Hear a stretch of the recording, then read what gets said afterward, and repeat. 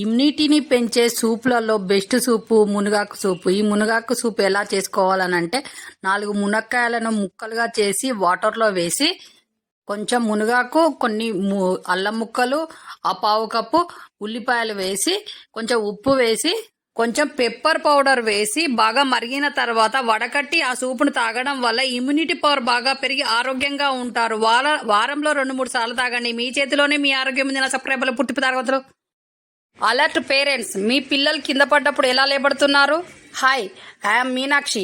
మీ చిన్న పిల్లలు కింద పడ్డప్పుడు ఒక చేయి పట్టుకొని లేపడుతున్నారా? అలా చేయడం వల్ల ఎల్బోలో ఇరిగే ప్రమాదం ఉంది. అప్పుడు ఆ నొప్పితో ఉన్నప్పుడు పిల్లలు ఎవరిని పట్టుకోనివ్వరు, ఎవరిని దగ్గరికి రానియకుండా బాగా ఏడుస్తారు. అలాంటప్పుడు వెంటనే డాక్టర్ దగ్గరికి తీసుకువెళ్ళండి. అలాగైతే పిల్లలు కింద పడ్డప్పుడు ఎలా లేబట్టాలంటే 2 చేతుల కింద 2 చేతులు పెట్టి లేబట్టండి. మీ చేతిలోనే మీ ఆరోగ్యం ఉంది. నా సబ్స్క్రైబర్లు పూర్తి తరగతులు.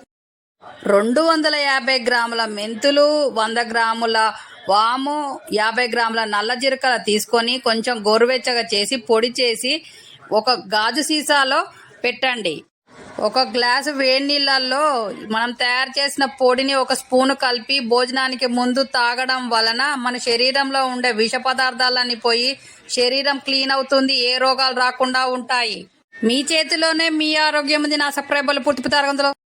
పడగడుపున మజ్జిగ తాగడం వల్ల గ్యాస్ ట్రబుల్స్, యాసిడిటీ ప్రాబ్లము, కడుపులో తిప్పడం లాంటి ప్రాబ్లమ్స్ పోతాయి. అలాగే హై బీపీ ఉన్న వాళ్ళు పడగడుపున మజ్జిగ తాగడం వల్ల బీపీ కంట్రోల్లో ఉంటుంది. అలాగే మజ్జిగలో కొంచెం అల్లం ముక్కలు వేసుకొని తాగడం వల్ల విరోచనాలు తగ్గుతాయి.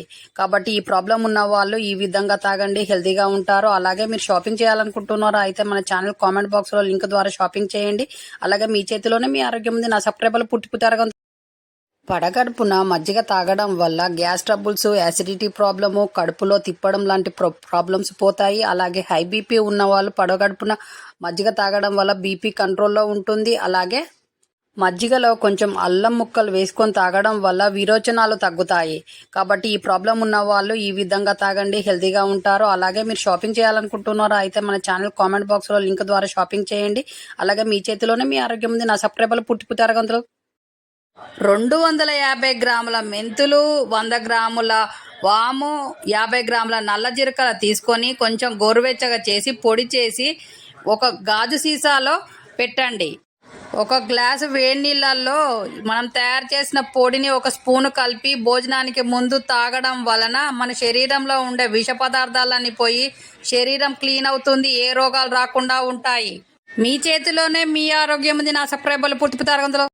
ఇమ్యూనిటీని పెంచే సూప్లలో బెస్ట్ సూపు మునగాకు సూపు. ఈ మునగాకు సూప్ ఎలా చేసుకోవాలనంటే 4 మునక్కాయలను ముక్కలుగా చేసి వాటర్లో వేసి కొంచెం మునగాకు, కొన్ని అల్లం ముక్కలు, ఆ పావు కప్పు ఉల్లిపాయలు వేసి కొంచెం ఉప్పు వేసి కొంచెం పెప్పర్ పౌడర్ వేసి బాగా మరిగిన తర్వాత వడకట్టి ఆ సూపును తాగడం వల్ల ఇమ్యూనిటీ పవర్ బాగా పెరిగి ఆరోగ్యంగా ఉంటారు.